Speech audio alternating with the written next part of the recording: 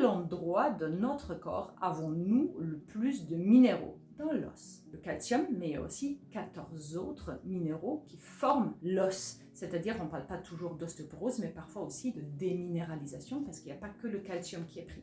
Nous avons ces substances aussi dans nos muscles et dans nos tendons, mais aussi dans les dents ou dans les yeux.